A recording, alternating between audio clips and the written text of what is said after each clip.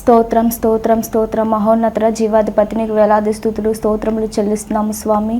అయా తండ్రి నాయన ఈ వాక్యమును నాయన అయా తండ్రి వింటున్న వారందరినీ నాయన మీరు జ్ఞాపకం చేసుకోనండి, దీవించండి. వారి జీవితంలో అయా తండ్రి ఒక నూతన క్రియని నాయన మీరు జరిగించండి. దేవానికి స్తోత్రాలు చెల్లిస్తున్నాము.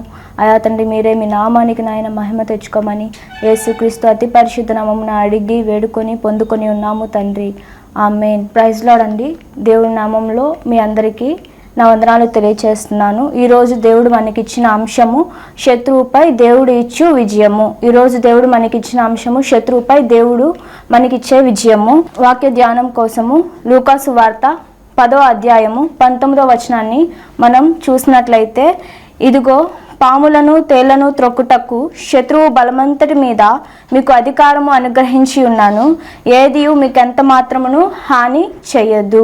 అంటే దీని యొక్క ఉద్దేశం ఏంటంటే, మనం ఈ లోకంలో ఎంతగానో ఒత్తిళ్లతో ఎంతగానో బాధపడవలసిన అటువంటి పరిస్థితుల్లో మనం ఉన్నప్పుడు దేవుడు మనకి చెప్తున్నాడు, నువ్వు ఇలాంటి వాటి గురించి బాధపడాల్సినటువంటి అవసరం లేదు, ఎందుకంటే నేను నీకు అధికారం ఇస్తున్నాను, నేను ఎప్పుడో వాటన్నిటిని అణిచివేశానని దేవుడు మనకి వాగ్దానం చేస్తున్నాడు. కాబట్టి మనం ధైర్యంగా ముందుకు కొనసాగాలి. మనం ఫస్ట్ పాయింట్ చూసుకున్నట్లయితే జీవితంలో దేవుడు ఇచ్చు విజయము. ఒక జీవితాన్ని మనం చూసినట్లయితే ఎస్తేరు గ్రంథంలో 3వ అధ్యాయం 5వ వచనం మనం చూద్దాము. మొర్దెకై వంగకయు నమస్కరింపకయు ఉన్నాడు. అది హామాను చూసినప్పుడు బహుగా కోప్పడి మొర్దెకైని చంపాలని చెప్పి అతని మీద ఎంతగానో పన్నాగం పన్నాడు. అది మనం చదువుకుందాము వాక్యంలో. ఈ సంగతులైన తర్వాత రాజైన అహష్వేరోషు హమ్నాదాతు కుమారుడైన అగాగీయుడునగు హామానును గణపరిచి వారిని హెచ్చించి వాని పీఠమును తన దగ్గరగా నున్న అధిపతుల కంటే ఎత్తుగా అతన్ని ఉంచాడు. హామాను యొక్క చైన్ అనేది రాజు పక్కనే అందరికంటే హామాన్ని ఎక్కువగా హెచ్చించాడు రాజు. అటువంటి పరిస్థితుల్లో హామానికి నాకంటే ఇంకేముందిలే, నేనే ఇంకా గొప్ప అది అని తన మనసులో ఇంకా ఇది చేసుకొని ఇంకా అందరూ తనకి సాగిలు పడాలని చెప్పి అటువంటి ఉద్దేశంతో ఉండి ఆయన ఆ ప్రాంతంలోనికి నడుస్తూ అటువంటి వెళ్తున్న ఆ ప్రాంతంలో తిరుగుతూ ఉన్నప్పుడు అక్కడ మొర్దెకై కనిపిస్తాడు. మొర్దెకై ఏం చేస్తాడంటే అందరూ నమస్కరించి అందరూ హామానికి మ్రొక్కుతున్నప్పుడు ఈ మొర్దెకై ఏం చేస్తాడంటే హామానికి నమస్కారం చెయ్యడు. అది హామానికి ఎంతగానో కోపం తెప్పిస్తుంది.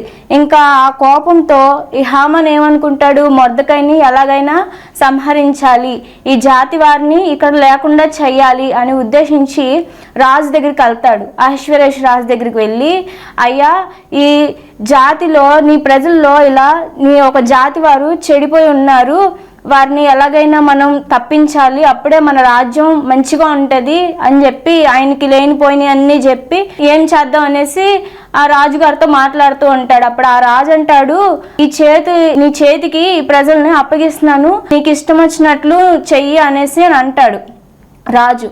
అప్పుడు ఏం చేస్తాడు, హామాను కుట్ర పన్నుతాడు. ఏమనంటే ఈ జాతి వారు ఇంకా మనలో ఉండకూడదు, వీరిని సంహరిద్దాము, వీరిని చంపేద్దాం అని చెప్పేసి రాజుతో చెప్తాడు. అప్పుడు ఇంకా ఈ ప్రాసెస్ అంతా వీళ్ళు ఇలా మాట్లాడుకుంటున్నారు, మన మీద ఇలా పన్నాగం పన్నుతున్నాడు అని చెప్పి ఇదంతా తెలుసుకొని మొర్దెకై ఏం చేస్తాడు, ఎంతగానో వేదనకి గురయ్యి ఎంతగానో బాధిస్తూ దుఃఖిస్తూ ఇంకా ఆ కోట దగ్గరే ఇంకా తను చాలా బాధగా వేదనగా ఉండి అటువంటి సిచ్యువేషన్లోనికి తను కృంగిపోయి ఉంటాడు. అప్పుడు ఎస్తేరుకి ఈ సమాచారాన్ని అందిస్తాడు. ఇలాగా ఈ హామాను మన జాతి వారిని తుడిచివేయాలనుకుంటున్నాడు, ఈ రాజ్యంలో నుంచి ఇక్కడ ఉండకుండా మనల్ని ఇది చేద్దాం అనుకుంటున్నాడు, నువ్వు ఏం చేద్దాం అనుకుంటున్నావు, నువ్వు అతనికి భార్యవు కదా వెళ్ళి మాట్లాడు నీ భర్తతో అనేసి అటువంటి సంభాషణ అనేది మరి జరిగి ఉండొచ్చేమో, మనకైతే తెలియదు. కానీ అక్కడ ఖచ్చితంగా ఇలా మాట్లాడుతున్నాడండి. ఎస్తేరుకి ఈ సమాచారం మొత్తం తెలియజేస్తాడు. ఎస్తేరు అంటది, నువ్వేం భయపడాల్సినంత అవసరం లేదు, నేను చెప్పినట్లు చెయ్యి, సమాజ మందిరంలోనికి ఈ మన జాతి వారందరినీ తీసుకెళ్ళి 3 రోజులు ఖచ్చితంగా ఉపవాస ప్రార్థన చేయండి అని చెప్పి నా నిమిత్తము ప్రార్థన చేయండి అని చెప్పిద్ది.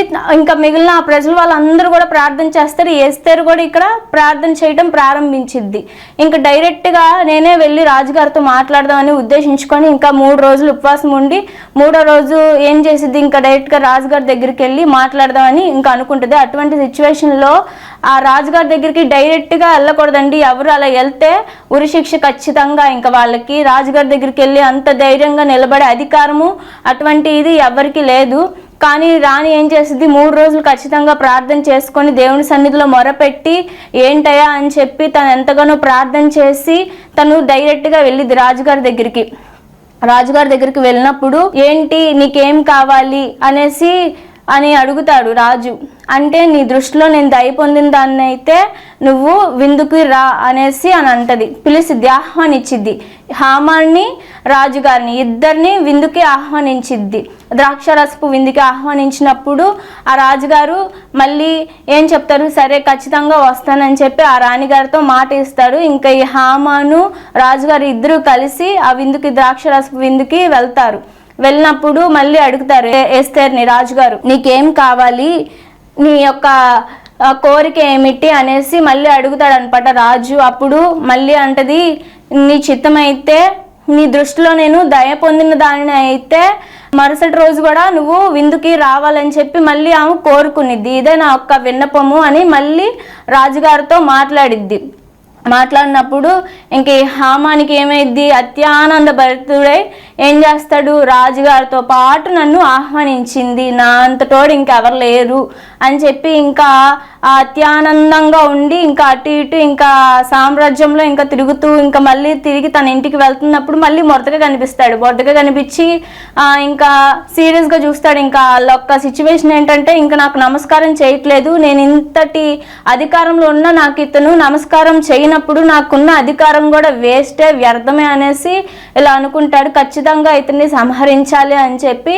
ఏం చేస్తాడు, ఒక ఉరికొయ్యని అనేది అతను సిద్ధపరుస్తాడు మొర్దెకై కోసము. తను ఎలాగైనా చంపేయాలి, తను చంపేసినప్పుడే తన యొక్క గర్వం అనేది కొంచెం సాటిస్ఫాక్షన్గా ఉంటుంది అని చెప్పి తను ఏమనుకుంటాడు, ఖచ్చితంగా మొర్దెకైని చంపేయాలని చెప్పి ఒక ఉరికొయ్యని సిద్ధం చేస్తాడు. అయితే మరుసటి రోజు మళ్ళీ వీళ్ళు భోజనానికి వెళ్ళినప్పుడు విందుకు వెళ్ళినప్పుడు వాళ్ళు ఏమంటది రాణిని మళ్ళీ అడుగుతాడు, ఏమైంది, ఏంటి నీ కోరిక ఏమిటి, నీ బాధ ఏంటి అని మళ్ళీ ఆ రాజుగారు రాణిని అడిగినప్పుడు నేను బంధింపబడి ఉన్నాను, నన్ను సంహరించడానికి, నా ప్రజలను సంహరించడానికి ఇలా ఒక పన్నాగం పన్ని ఉన్నాడు, మేము అమ్మివేయబడుతున్నాము ఇతర దేశాలకి అని అడిగి ఆ యొక్క ఇదితో బాధతో ఆ రాణి గారు ఏం చేసిద్ది, రాజుతో చెప్పిద్ది, ఎవరు నీ మీద అంతా ఇదిగా చేసింది, మీ ప్రజలను అమ్మివేయటానికి, అతను ఎవరు, అతడు ఏ దేశపు వాడు, అది ఇది ఇంకా తాను రాజుగారు ఎంతగానో కోపంతో ఎంతగానో ఇదితో సీరియస్గా ఏం చేస్తాడంటే ఇంకా అడుగుతాడు రాణిని, ఎవరు నీతో పాటు ఉన్న ఈ హామానే మమ్మల్ని అమ్మివేయాలనుకుంటున్నాడు, మమ్మల్ని బంధించాలనుకుంటున్నాడు, మమ్మల్ని సంహరించాలనుకుంటున్నాడు, నా జాతి వారు లేకుండా ఇక్కడ సంహరించాలనుకుంటున్నాడు చెప్పినప్పుడు హామానికి భయంతో ఎంతగానో వేదంతో ఇంకా నన్ను చంపేస్తాడు ఖచ్చితంగా ఈ రాజు అని చెప్పి ఏం చేయాలో అర్థం కాక రాణిగారి దగ్గరికి వెళ్ళి అమ్మ నన్ను క్షమించు అని చేతులు పట్టుకొని ఇది చేస్తాడు. ఇంకా రాజుకి ఇంకా కోపం వచ్చేసి నా ముందే నా భార్య చేయి పట్టుకుంటాడు ఇలా ఏంటి ఇంకా రాజుగారికి ఇంకా కోపం వచ్చి ఏం చేస్తాడు, ఇంకా అతను బంట్రోతులందరినీ పిలిచి ఈ హామాన్ని తీసుకువెళ్ళండి, ఈ హామాన్ని ఉరిశిక్ష వేయండి అని చెప్పేసి అంటాడు. అప్పుడు ఏం చేస్తాడు, ఈ హామాన్ ఏం చేశాడు, మొర్దెకై కోసము ఒక ఉరికొయ్యని సిద్ధం చేశాడు కదా, ఆ ఉరికొయ్య మీదనే ఈ రాజుగారు హామాన్ని ఉరి తీయండి ఆజ్ఞాపించినప్పుడు తను తీసుకున్న ఇదిలో తనే పడ్డాడు. సామెత కూడా ఉంటుంది కదండి, ఎవరు తీసిన గోతులో వాళ్ళే పడతారు ఇప్పుడు ఏం జరిగింది, చివరికి తను ఏ ఉరికొయ్య అయితే ఏ ఉరి స్తంభం అయితే చేయించాడో, ఎవరి కోసమైతే చేపించాడో, ఎవరి కోసమైతే పన్నాగం పన్నాడో అది రివర్స్లో దేవుడు ఏం చేశాడు, విజయాన్ని అక్కడ అనుగ్రహించాడు. శత్రువు బలం మీద ఏం చేశాడు, దేవుడు విజయాన్ని అనుగ్రహించాడు. మనం కూడా ఎటువంటి ప్రతికూలమైన పరిస్థితుల్లో, ఎన్నో బాధల్లో, ఎంతో వేదన గుండా మనం వెళ్ళినప్పుడు దేవుడికి ప్రార్థన చేసినప్పుడు ఖచ్చితంగా దేవుడు మనకి సమాధానం ఇస్తాడండి, మనల్ని ఆదరిస్తాడు. ఎందుకంటే ఆయన ప్రేమ మనల్ని అలాగా ఆదుకుంటది, ఆయన ఆదరణకర్త కాబట్టి మనల్ని దేవుడు ఎంతగానో ప్రేమిస్తున్నాడు కాబట్టి ఇది మనం చూస్తాం. శత్రు బలం అంతటి మీద దేవుడు మనకి విజయాన్ని అనుగ్రహిస్తాడు. ఎలాంటి సిచ్యువేషన్స్లో అయినా, ఎలాంటి పరిస్థితుల్లో నుంచి అయినా దేవుడు మనల్ని తప్పించగలిగిన యేసయ్య ఆయన మన కొరకు రక్తం చిందించి ఎంతగానో మన కొరకు వేదన అనుభవించాడు. ఇది ఎవ్వరు మన కోసం చెయ్యరు. కాబట్టి ఏమంటున్నాడు దేవుడు, శత్రు బలమంతటి మీద అధికారం ఇస్తాను, విజయాన్ని ఇస్తాను, నువ్వు నాగపాములను అనగదొక్కదవు. అంటే నిజంగా నాగపాములు అనగదొక్కుతామని కాదు, కానీ సిచ్యువేషన్స్ని, పరిస్థితుల్ని మనము జయిస్తామని దాని యొక్క ఉద్దేశము. ప్రైజ్ లార్డ్, హల్లెలూయా. మనము ఎస్తేరు 7వ అధ్యాయం 6వ వచనంలో చూసినట్లయితే అక్కడ ఉంటదండి, ఎస్తేరు విరోధియగు ఆ పగవాడు దుష్టుడైన ఈ హామానే అనెను. అంతటా హామాను రాజు ఎదుటను రాణి ఎదుటను భయంక్రాంతుడయ్యను. ఎస్తేరు 7వ అధ్యాయం 7వ వచనంలో మనం చూసినట్లయితే, రాజు ఆగ్రహం ఉంది ద్రాక్షరసపు విందును విడిచి నగరు వనమునకు పోయెను. అయితే రాజు తనకు ఏదో హాని చేయను ఉద్దేశించినని హామాను తెలుసుకొని రాణి అయిన ఎస్తేరు ఎదుట తన ప్రాణము కొరకు విన్నపము చేయుటకు నిలిచెను. నగరు వనములో నుండి ద్రాక్షరసపు విందు స్థలమునకు రాజు తిరిగి రాగా ఎస్తేరు కూర్చుండి ఉన్న శయ్య మీద హామాను పడి ఉండుట చూచి, వీడు ఇంటిలో నా సముఖమునుందే నా ఎదుటనే రాణిని బలవంతం చేయునా అని అనుకొని ఆ మాట రాజు నోట రాగానే బంటులను హామాను ముఖమును ఒక ముసుగు అనేది వేసేసి తనని బంధించారు. ఇంకా సిద్ధం చేస్తున్నాడు, ఇంకా తను సిద్ధం చేసిన ఆ ఉరికోయ మీద తనని ఇది చేయటానికి. ప్రైజ్ లార్డ్, హల్లెలూయా. ఇటువంటి సిచ్యువేషన్స్ నుంచి దేవుడు మనల్ని తప్పిస్తాడండి. అలాగే యెహోషువ జీవితంలో కూడా మనం చూసినట్లయితే, యెహోషువ తను యోర్దానుని దాటించక ముందు దేవుడిని అడుగుతున్నాడు, అయ్యా నువ్వు యోర్దాన్ని దాటించకపోయినా బాగుండేది కదా, మేము అక్కడే ఇదైపోయే వాళ్ళం కదా, మేము ఇంతలాగా ప్రయాసపడి ఇది కూడా దాటొచ్చి మళ్ళీ ఇప్పుడు హాయి ప్రజల చేతుల్లో మేము ఎందుకు ఇదవ్వాలయ్యా అని చెప్పి ఎంతగానో ఆయన ఇదవుతాడు. అలాంటి సిచ్యువేషన్స్లో, అలాంటి పరిస్థితుల్లో ఆయన ప్రార్థన చేస్తాడు. ఏమని, తన బట్టలు చింపుకొని తన ఇశ్రాయేలీయుల పెద్దలను సాయంకాలం వరకు యెహోవా మందసము నెదుటనే నేల మీద ముఖములను మోపుకొని తమ తలల మీద ధూళి పోసుకొనుచు, అయ్యా ప్రభువా యెహోవా మమ్మును నశింప చేయనట్లు అమోరీయుల చేతికి మమ్మును అప్పగించుటకు ఈ జనులను ఈ యోర్దాను నువ్వెందుకు దాటించితివి అని దేవుడు అడుగుతున్నాడండి. అక్కడ మేము యోర్దాను అవతల నివసించటం మేలే కదా, ఎందుకు నువ్వు ఇలా చేసావు, మమ్మల్ని ఎందుకు ఇలా దాటించి చివరికి వీరి చేతుల్లో మమ్మల్ని ఎందుకు ఇలా నశింపజేస్తున్నావు అని తను ముఖమును నేలన ఇది చేసుకొని ఇలా నేలని ఇలా పెట్టుకొని దేవుడిని అడుగుతున్నాడు. అలాంటి పరిస్థితుల్లో ప్రభువు సమాధానం చెప్తున్నాడు, యెహోవా సమాధానం చెప్తున్నాడు. యెహోవా యెహోషువతో ఇట్లా, నేను లెమ్ము నీవేళ ఇక్కడ ముఖమును నేలన మోపుకొందువు అని అడుగుతున్నాడు. ఎందుకని అలా అడిగాడు? ఎందుకంటే అక్కడ ప్రజలు తప్పు చేశాడు, దేవుడి ఆజ్ఞను తృణీకరించారు. ఎందుకని దేవుడు అలాంటి పరిస్థితులకి దేవుడు అప్పగించాడు వాళ్ళని. యోర్దాన్ని దాటించినా ఆ ప్రజలనే కదా ప్రేమించి దేవుడు యోర్దాన్ని దాటించింది. మళ్ళా దేవుడు ఏం చేశాడు, శ్రమకు వాళ్ళని ఎందుకు అప్పచెంపాడు? ఎందుకంటే వాళ్ళు అక్కడ మాట వినలేదు కాబట్టి. ఖచ్చితంగా మనం కూడా ఇలాంటి వాటిల్లో మనం అవకాశం ఇస్తూ ఉంటాము. దేవుడికి ప్రార్థన చేసి నన్ను ఎంతగా మంచిగా చూసుకున్నాడులే, ఇంకే నాకు ఇలాంటి పరిస్థితి ఇంకా ఉండదులే, దేవుడు తప్పించేసాడులే, ఇంకా దేవుడితో మనకేం పని ఉందిలే అనేసి మనం కూడా చాలాసార్లు అనుకుంటాం. ఖచ్చితంగా ఇంకా అలాంటి పరిస్థితుల్లో దేవుడు మనల్ని మార్చడానికి ఖచ్చితంగా కొన్ని శ్రమలు మనకి ఇస్తాడు. అలాంటి శ్రమల్లో ఖచ్చితంగా మరలా మనం ఏం చేస్తామంటే తిరిగి దేవుడి దగ్గరికి వచ్చి మరలా అడుగుతాము, అయ్యా ఎందుకయ్యా నాకు ఇలాంటి శిక్ష ఎందుకు వేసావు, నేనే తప్పు చేశా అని. కానీ మనం చేసింది అక్కడ తీరా చూస్తే తప్పే ఉంటుంది. ఏం చేసాం తప్పు మనకు తెలియకుండానే మనం రోజు మొత్తంలో కూర్చొని మనం ఆలోచించుకుంటే ఖచ్చితంగా ఎన్నో తప్పులు, ఎన్నో పాపాలు ఎన్నో చేసుంటాం దేవుడి దృష్టిలో. కానీ మనకేమనిపించింది అంటే ఇది అసలు తప్పే కాదు, ఇది అసలు నేను చేయలేదు, ఇది ఖచ్చితంగా కరెక్టే, నేను అసలు పాపమే చేయలేదు, కానీ దేవుడు నాకు ఎందుకు ఇలా చేశాడు అని మనం అలా అనుకుంటూ ఉంటాం. కానీ దేవుడు ఏమంటున్నాడు, ఆయన ఆజ్ఞలను ఖచ్చితంగా గైకొనమంటున్నాడు. మనం ఒక్కరోజు లేచి ప్రార్థన చేయకపోయినా అది పాపం కిందే వచ్చింది. మనం చేసే ప్రార్థనే మనల్ని కాపాడుతుంది. ఆయన యొక్క కృపే మనల్ని ఇలా నిలబెడుతుంది, కాపాడుతుంది, రక్షిస్తుంది. దేవుడు మనల్ని మరలా ఆయన దగ్గరికి తెచ్చుకోవటానికి ఇలాంటి శ్రమల్ని మనకి ఇస్తాడండి. అటువంటి వాటిని మనం గుర్తించాలి. తిరిగి మళ్ళీ వీళ్ళు ఏమంటున్నారు, ఇప్పుడు దేవుడి దగ్గరికి వచ్చి ఇలా బ్రతులాడుకున్నప్పుడు యెహోవా ఏమంటున్నాడు యెహోషువతో, ఇట్లా నేను లెమ్ము, నీ వేళ ఎక్కడ ముఖము నేల మోపుకుందువు అనేసి అడుగుతున్నాడు. యెహోషువ 7వ అధ్యాయం 10వ వచనం మనం చూసినట్లయితే అక్కడ కనబడుతుంది ఆ వాక్యము. నువ్వెందుకు ఇలా నేలను మోపుకున్నావు, నీకెందుకు ఇలాంటి పరిస్థితి రావాల్సి వచ్చిందంటే ఆ ప్రజలు అక్కడ తప్పు చేశారు, దొంగతనము చేశారు. మనకి దేవుడు ఆజ్ఞల్లో ఉంటుంది కదా, దేవుని ఆజ్ఞలు ఖచ్చితంగా గైకొనమని, దొంగలింపవద్దని ఉంటుంది కదా. మరి వాళ్ళు ఎందుకు ఇలా నేను చెప్పిన దానిని చేయకుండా ఎందుకు వారిని ఆజ్ఞను మీరారు అని చెప్పి అక్కడ అడిగినప్పుడు అప్పుడు ఏం చేస్తాడు యెహోషువ, మమ్మల్ని మేము క్షమించుకుంటున్నామయ్యా అని మళ్ళా బ్రతులాడతాడు. అప్పుడు యెహోవా ఏమంటున్నాడు, మిమ్మల్ని మీరు శుద్ధి చేసుకొనడి అనేసి దేవుడు సమాధానం క్లియర్గా చెప్తున్నాడు. మిమ్మల్ని మీరు శుద్ధి చేసుకొనడి, మిమ్మల్ని మీరు పవిత్రపరచుకొనడి, మిమ్మల్ని మీరు పావనపరచుకొనడి, అప్పుడు నేను మళ్ళా మీకు విజయాన్ని అనుగ్రహిస్తాను. నిజంగా మన జీవితంలో కూడా మన పాపాలు మన దగ్గర ఉంచుకొని నాకు ఖచ్చితంగా విజయం రావాలి, దేవుడు ఖచ్చితంగా నన్ను గెలిపించాలి అనుకుంటే ఇది అస్సలు జరగదు. మన పాపాలని ఫస్ట్ దేవుడి దగ్గర ఒప్పుకొని తర్వాత నాకు ఇది కావాలయ్యా అని అడిగితే ఖచ్చితంగా దేవుడు మనకి సమాధానం అనేది ఇస్తాడు. ఆ మార్గం అనేది ఎట్లాంటి ఇరుకు మార్గమైన దేవుడు దాన్ని సరళము చేస్తాడు, మనల్ని నడిపిస్తాడు. తెలియని మార్గాల్లో గుండా ఆయన మనల్ని నడిపించినా మనకి విజయాన్ని అనుగ్రహిస్తాడు. అప్పుడు యెహోషువ 8వ అధ్యాయం 29వ వచనం మనం చూసినట్లయితే, యెహోవా హాయి రాజును సాయంకాలం వరకు మ్రాను మీద వ్రేలాడదీశాను, ప్రొద్దుగొంకుచున్నప్పుడు సెలవీయగా జనులు వాని శవమును బ్రాను మీద నుండి దించి ఆ పూరద్వారము నెదుట దానిని పడవేసి దాని మీద పెద్ద రాళ్ళు కుప్ప వేసిరి, అది నేటి వరకు ఉన్నది. ప్రైజ్ లార్డ్, హల్లెలూయా.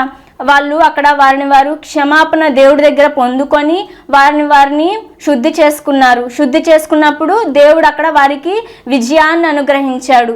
ఖచ్చితంగా వాళ్ళు అక్కడ పరిశుద్ధపరచుకోకుండా వారి జీవితాలని అయ్యా కావాలయ్యా, ఖచ్చితంగా నాకు విజయం కావాలి, నువ్వు ఇలా చెయ్యి, మేమేం తప్పు చేసామని చెప్పి ఇంకా అక్కడ ఇది చేశారు అనుకోండి, ఈ హాయి రాజుకే వీళ్ళు ఏమయ్యే వాళ్ళు, సరెండర్ అయ్యేవాళ్ళు, ఆ రాజు చేతికి వీళ్ళు అప్పగింపబడే వాళ్ళేమో. ఇలా దేవుడు వీరి యొక్క జీవితంలో గొప్ప కార్యము, వీరి యొక్క రాజ్యంలో ఆ రాజుని యెహోషువ చేతికి అప్పగించి ఇది చేశాడండి. ఇక్కడ కూడా శత్రువు బలం మీద దేవుడు వీళ్ళకి విజయాన్ని అనుగ్రహించాడు.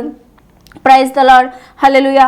1 యోహాను 5వ అధ్యాయం 4వ వచనం మనం చూసినట్లయితే లోకమును జయించిన విజయం పాయింట్ ని మనం గమనించినట్లయితే లోకమును జయించిన విజయం 1 యోహాను 5వ అధ్యాయం 4వ వచనము, దేవుని మూలముగా పుట్టిన వారందరూ ఏమవుతారు, లోకమును జయించెదరు. లోకమును జయించిన విజయము మన విశ్వాసమే. ఖచ్చితంగా దేవుడు నా పట్ల ఉన్నాడు, ఖచ్చితంగా దేవుడు నా పట్ల ఇది జరిగిస్తాడు. ఎలాంటి పరిస్థితులైనా, ఎలాంటి వ్యతిరేకతలు గుండా నువ్వు ఉన్నా, ఎలాంటి కష్టమైన క్లిష్టమైన పరిస్థితులు నువ్వు ఎదుర్కొంటున్నా ఖచ్చితంగా దేవుడు నా పట్ల ఉన్నాడు, నన్ను నడిపిస్తాడు, నాకు విజయాన్ని అనుగ్రహిస్తాడు. దేవుడు నాకు ఇలాంటి గొప్ప దేవుడు, నన్ను మర్చిపోడు, నన్ను విడవడు, ఎన్నడూ ఎడబాయడు అని ఖచ్చితంగా ఫస్ట్ మనం విశ్వసించాలి. మనం విశ్వసించినప్పుడు ఏమైందంటే దేవుడు అయ్యో నా కుమార్తె అక్కడ ఉంది, కేవలం నన్నే నమ్ముకుందే, నేను ఖచ్చితంగా ఈమెకి ఏదన్నా చెయ్యాలి, ఈమె జీవితంలో ఒక విజయాన్ని అనుగ్రహించాలని ఏం చేస్తాడు, దేవుడు మనకి విజయాన్ని అనుగ్రహిస్తాడు. మన తప్పుల్ని మనము దేవుడు ఎదుట ఫస్ట్ ఒప్పుకోవాలి, క్షమాపణ అడగాలి, పరుచుకోవాలి. మనల్ని మనము పరిశుద్ధపరుచుకున్నప్పుడు దేవుడు ఖచ్చితంగా మనతో ఉండి మనకి సమాధానమును అనుగ్రహిస్తాడు. ఖచ్చితంగా 1 యోహాను 5వ అధ్యాయం 5వ వచనంలో చూసినట్లయితే, యేసు దేవుని కుమారుడని నమ్మువాడు తప్ప లోకమును జయించువాడు మరి ఎవడు? నువ్వు యేసయ్యని నమ్ముకోకుండా ఖచ్చితంగా విజయాలన్నీ నావే, ఇంకా నాకంటూ ఎవరు అడ్డు అనేది లేదు, ఖచ్చితంగా నేను ఈ విజయాన్ని నేను చేయగలను, దీన్ని సాధించగలను అని నువ్వు అనుకుంటున్నావేమో. నువ్వు ఎట్లాంటి ఉన్నతమైన స్థితికి వెళ్ళినా దేవుడి దృష్టికి అది చిన్న దృష్టే. ఎందుకంటే ఆత్మీయతలో మనము ఎదగాలి. ఈ లోకంలో ఎన్ని ఉన్నా అవన్నీ వ్యర్థమే. ప్రసంగి అంటాడు కదా, వ్యర్థము సమస్తము వ్యర్థమే, ఈ లోకంలో ఉన్నది ప్రతిదీ వ్యర్థమే. ఇప్పుడు కూడా మనము అనుభవిస్తున్న ప్రతిదీ ఈ లోకంలో ఉన్నది, మనం చూస్తున్నది, అనుభవిస్తున్నది, ఈ లోకంలో స్నేహము అన్నీ కూడా వ్యర్థమేనండి. ఈ లోక సాంగత్యాలు కూడా వ్యర్థమే. యవనస్తులు గమనించినట్లయితే ఈ లోకంలో ఎగ్జామ్స్కి ఎంతగానో ప్రయాసపడుతూ ఎంతగానో నేను ఫస్ట్ రావాలి, స్టేట్ ఫస్ట్ రావాలి, లేకపోతే క్లాస్ ఫస్ట్ రావాలి, నేనే కాలేజీకి ఫస్ట్ రావాలి, యూనివర్సిటీకి ఫస్ట్ రావాలి అని ఇలా అనుకుంటూ ఉంటారు. ఎంతగానో మరి బాగా చదివినా కూడా భయపడతారు. నేను రాయగలనా, నేను పాస్ అవ్వగలనా అని ఇలా అనుకుంటూ ఉంటారు. అలా అనుకున్నప్పుడు వారిలో భయం అనేది వెంటాడుతూ ఉంటుంది. అయితే దేవుడిని నమ్ముకొని విశ్వాసంతో దేవుడు నా పట్ల ఉన్నాడు, దేవుడు నాకు జ్ఞానం అనుగ్రహించాడు, ఖచ్చితంగా దేవుడు నాకు విజయాన్ని అనుగ్రహిస్తాడని మనం నమ్మి విశ్వసించినప్పుడు దేవుడు దాంట్లో మనకి విజయాన్ని అనుగ్రహిస్తాడు. ఇంకా ఉద్యోగంలో కూడా, ఆటల పోటీల్లో కూడా ఎలాంటి పరిస్థితుల్లో ఉన్నా దేవుడు ఖచ్చితంగా నా పట్ల ఉన్నాడు. మనము ఖచ్చితంగా విశ్వసించి దేవుడు నా పట్ల ఉన్నాడు, దేవుడు నాకు విజయాన్ని అనుగ్రహిస్తాడని మనకి మనమే అనుకోవాలి. మనకు మనమే ధైర్యం తెచ్చుకున్నప్పుడు దేవుడు ఖచ్చితంగా మన పట్ల ఉండి విజయాన్ని అనుగ్రహిస్తాడు. Praise the lord. హల్లెలూయా. ప్రార్థన చేసుకుందాము. మహోన్నతుడా, జీవాధిపతి, నీకు వేలాది స్తుతులు స్తోత్రములు చెల్లిస్తున్నామయ్యా. చెప్పబడిన వాక్యాన్ని బట్టి నీకు వేలాది స్తుతులు స్తోత్రములయ్యా. అయా, శత్రువు బలవంతుడి మీద విజయాన్ని అనుగ్రహిస్తానన్నావు. నీ విజయమును నాయన మాకు అనుగ్రహించండి. నీ మీద నాయన మేము ఆనుకొనటానికి అయా తండ్రి నాయన మాకు సహాయమును దయచేయండి. మీరే కృపచేత మమ్మల్ని నింపండి. నీ విజయం బాటగా నాయన, విజయ శిఖరపు దిశగా నాయన మమ్మల్ని నడిపించమని యేసుక్రీస్తు అతి పరిశుద్ధ నామమున అడిగి వేడుకొని పొందుకొని ఉన్నాము తండ్రి. ఆమేన్.